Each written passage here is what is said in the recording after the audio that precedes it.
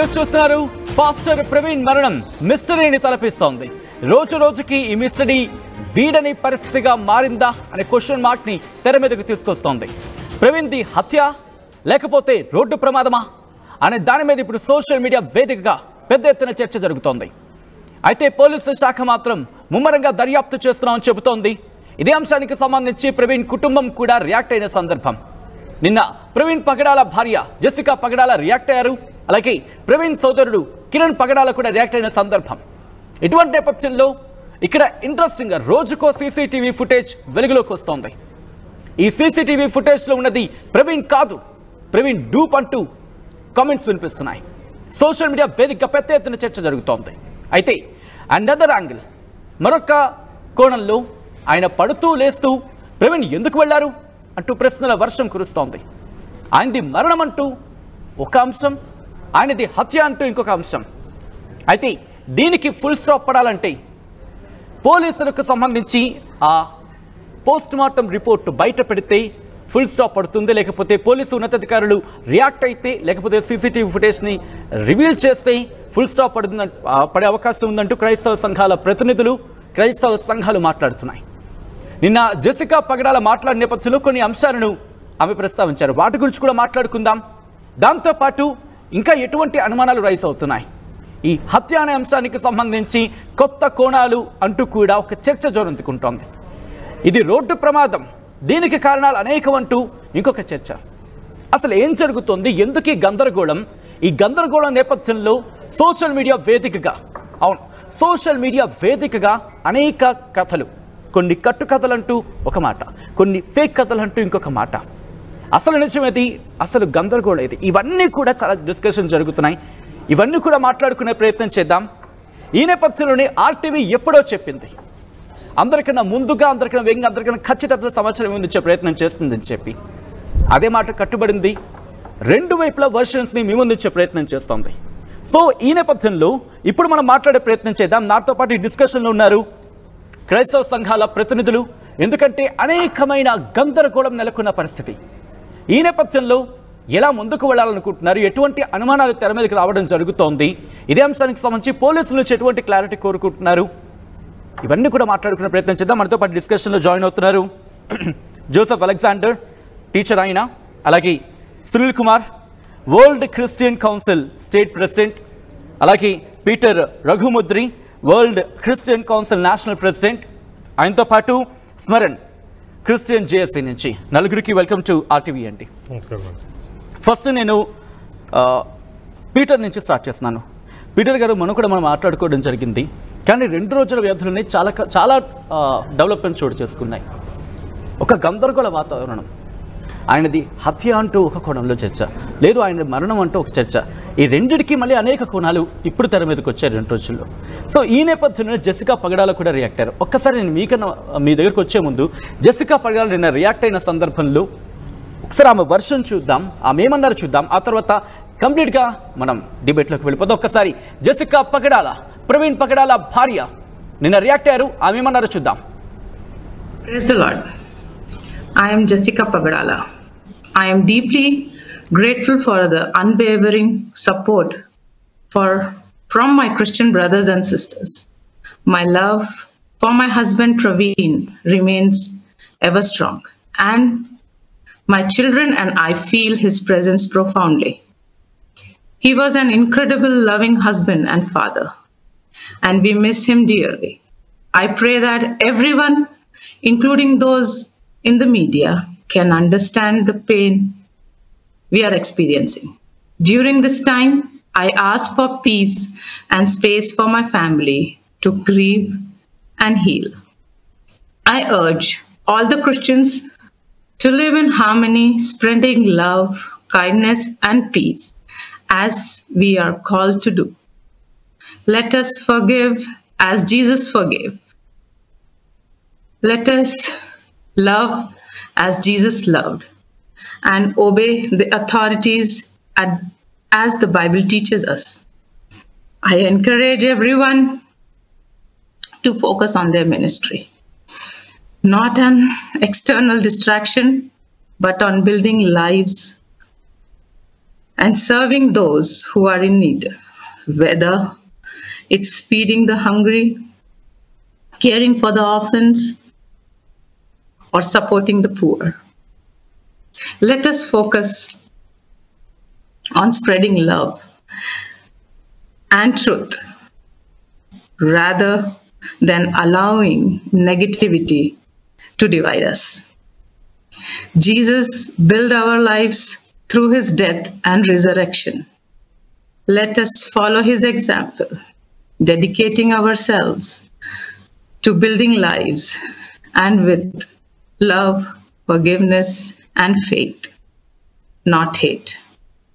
I request your cooperation during this investigation. Government was quick to order complete investigation, and we are gratefully thankful. We believe in the government investigation, and I urge, please do not disturb the religious harmony, as my husband Praveen never intended to disturb the communal harmony in the society.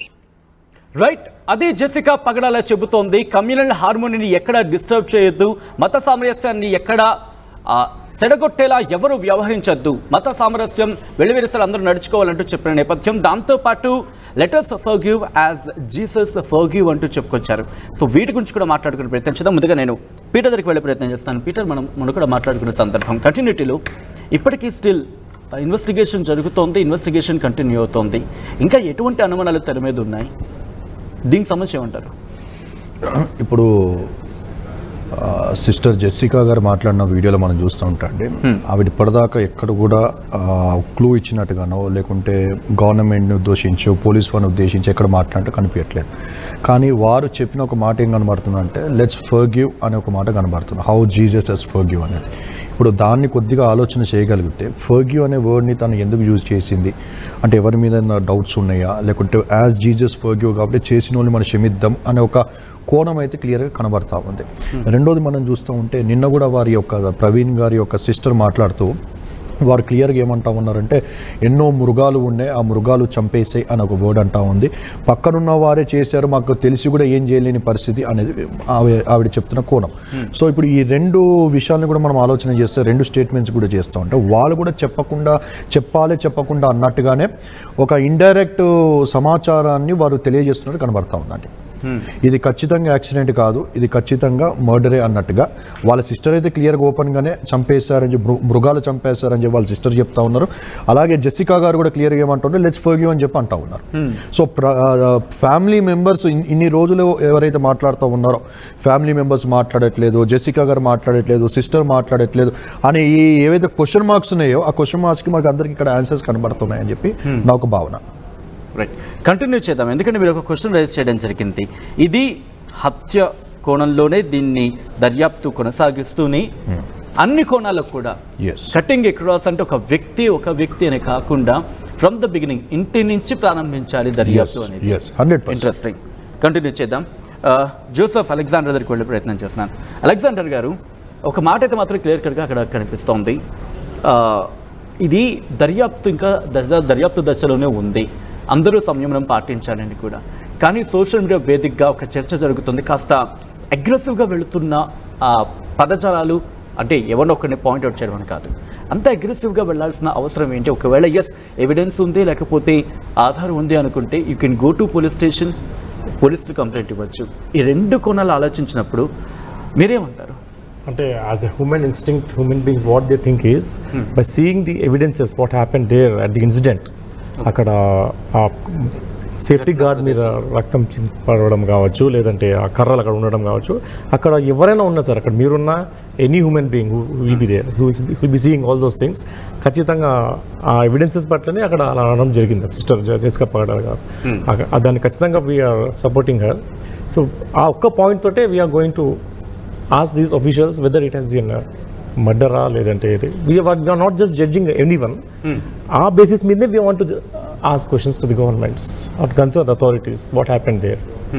దానికి answer ఇవ్వకుండా ఈ 1 week చేయడము reports రావడానికి ఇంత లేట్గా delay చేయడం. అదే వేరే కంట్రీస్లో అయితే విత్ ఇన్ ఫ్యూ అవర్స్ డేస్లో వస్తాయి. ఇంత టెక్నాలజీ డెవలప్ అయింది, ఇంత హైయెస్ట్ ట్రెండ్లో ఉన్నాం మనం. ఈ యుగంలో కూడా ఇంత డిలే అవ్వడము కారణం వల్ల ఇలాంటి ఎన్నో వస్తుంటాయి. ఇంకా డిఫరెంట్ సొసైటీస్ వస్తుంటాయి.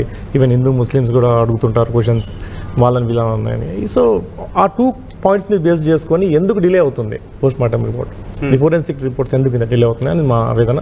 అందుకే we're supporting the sister Jessica Pagadala గారు.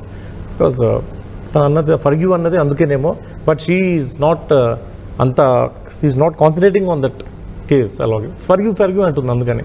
So what we have learn from our Christianity is that let us forgive అని. కానీ అందరూ అలా ఉండరు, న్యాయం జరిగి తీరాలి. క్రిస్టియానిటీలో క్షమించమనేది ఉంది, కానీ అధికారులకు లోబడి ఉండడం కూడా ఉత్తమమైన ఉంది. సో అధికారం ఏం చేస్తుందో అది చేస్తాం. కాబట్టి being a democratic country, secularism base చేసుకొని, democratic and secularism both are the pillars of our country. ఈ 2 బ్రేక్ అయిపోతున్నాయి ఇక్కడ.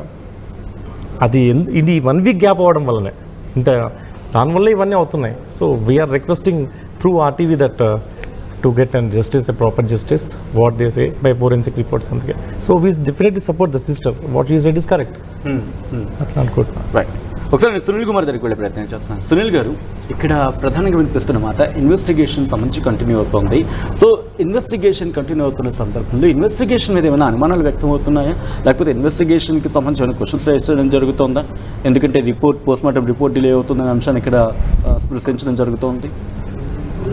చాలా అంటే ప్రశ్నార్థకం ఉంది. అంటే ఇన్ని రోజులు డిలే అవ్వడం అనేది, రిపోర్ట్స్ రావడానికి, పోస్ట్ మార్టం రిపోర్ట్స్ రావడం అనేది కొంచెం ఆశ్చర్యకరంగా ఉంది, ఇంతగా ఉంది. మరి పోలీసు వారు కూడా అంటే వారు ఫర్దర్ ఇన్వెస్టిగేషన్ ప్రాపర్గానే చేస్తున్నారని నమ్ముతున్నాము. ఖచ్చితంగా న్యాయం జరిగిద్ది. దేవుడు క్రైస్తవుల పక్షాన ఉన్నాడు, ప్రతి ఒక్కరి పక్షాన ఉంటాడు దేవుడు. కాకపోతే దీనివల్లనే అనుమానాలు ఎలుకెత్తున్నాయండి. అంటే రిపోర్ట్స్ లేట్గా ఇంకా పోస్ట్ మార్టం రిపోర్ట్ 1 వీక్ వరకు రాకుండా వల్ల ఈ రూమర్స్ అన్ని జనాలు ఒక్కొక్కరు ఒక్కోలా మాట్లాడడము, ఎవడెవడో సీసీ ఫుటేజ్ ఎక్కడెక్కడో తీసుకొచ్చి అన్ని పెట్టడం, ఇట్లాంటివి జరుగుతున్నాయని చెప్పి నమ్ముతున్నాము. సో ఒకటే రిక్వెస్ట్ ఏంటంటే 2 రాష్ట్రాల పోలీసు వారికి ముమ్మరంగా జరిగించి వీటిని ఫర్దర్గా ఇన్వెస్టిగేషన్ ప్రాపర్గా ఎవిడెన్సెస్ అన్నీ చూసి, ఆధారాలన్నీ చూసి, నేరస్తులు ఒకవేళ మర్డర్ అని చెప్పి మేము అంటున్నాం, తప్పకుండా అది ప్రీ ప్లాన్ మర్డర్ అని మేము భావిస్తున్నాం సార్.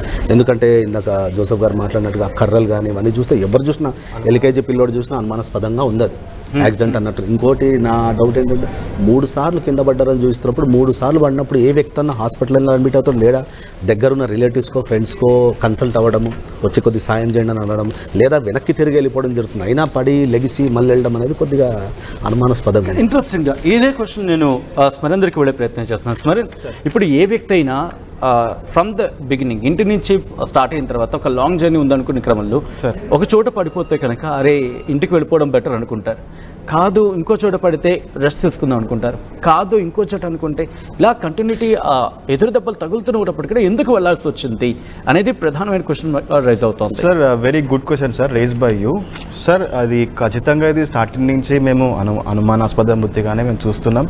సో మీరు అన్నట్టు ఇఫ్ ద పర్సన్ సో కింద పడి ఉంటే ఎందుకు ముందుకెళ్ళాడు, ఓకే సార్, నిజంగా పడి ఉంటే సార్ తను ఎవరో ఒకరు తనని రెస్క్యూ చేసేవారు, ఓకే, ఎవరో ఒకరు మందలించేవారు, రైట్.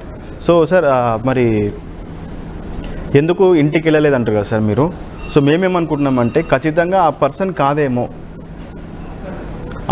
కాదేమో అనుకుంటున్నాం సార్. ఎందుకంటే సోషల్ మీడియాలో చూస్తున్నట్టయితే డిఫరెంట్ సార్, డిఫరెంట్ మరి కథలు, మరి ఇక్కడ డిఫరెంట్ ఇష్యూస్ ఉన్నాయి సార్ మనకి. సో చూస్తేనైతే ఆ పర్సన్ అయితే మేము కాదనుకుంటున్నాం సార్ ఖచ్చితంగా. ఎందుకంటే మీరు ఈ పిక్చర్ చూస్తే మరి LB Nagar Savera wine somewhat it is, మరి ప్రవీణ్ గారు, సో కాల్డ్ ప్రవీణ్ గారు, అతని వైన్ షాప్లో టీషర్ట్కి ఉన్న కఫ్ ఒకటి ఉంది, ఓకే సార్, డెడ్ బాడీకి ఉన్న కఫ్ ఒకటి ఉంది, అండ్ వైన్స్లో ఉన్న కఫ్ ఒకటి ఉంది సార్. ఓకే సో మేమేమనుకుంటున్నామంటే sir he is not the person అని అనుకుంటున్నాం సార్. సో ఖచ్చితంగా ఎవరైనా బ్యాక్ ఎండ్లో మరి ఎవరైనా బెదిరించి దాని ముందే అతను ఏమన్నా కిడ్నాప్ చేసి ఇన్ కేస్ మా ఒక అనుమానం ఇట్లా ఆరోపిస్తున్నాం సార్ ఆర్టీవీ వేదికగా. సో ఇలా ఏమన్నా జరిగిందేమో అని మరి మేము అనుకుంటున్నాం సార్. ఓకే, అంటే తను ఇంటి నుంచి బయలుదేరే క్రమంలోనే అప్పుడు ఏమైనా జరిగి ఉండొచ్చు అనేది ప్రధానమైన రైట్. అంటే ఇంటి నుంచి బయలుదేరే క్రమంలో కావచ్చు, లేకపోతే అండ్ ఈ సీసీటీవీ ఫుటేజ్ అనేది డిపార్ట్మెంట్ వాళ్ళు ఇంటి దగ్గర నుంచి కూడా తీయాలి సార్. మరి క్రికెట్ ఓన్లీ ఎలిమినరీ నుంచి స్టార్ట్ అయింది కదా సార్. సో ఇంటి దగ్గర నుంచి కూడా తీస్తే పూర్తి దర్యాప్తు జరుగుతుంది. అది ఎక్కడ దాకా వెళ్ళింది, ఆయన కాదా, అసలు స్టార్టింగ్ నుంచి ఆయన వచ్చాడా, ఈయన ఎక్కడ బ్రేక్ అయింది, ఎక్కడ పర్సన్ మారి ఉండొచ్చు అని మేము అనుకుంటున్నాం సార్. Peter, interesting question. ఎందుకంటే ఫ్రమ్ ద బిగినింగ్, అంటే ఇంటి నుంచి ఆ ఫుటేజ్ని బయటకు తీయండి, ఫ్రమ్ ద బిగినింగ్ తీస్తే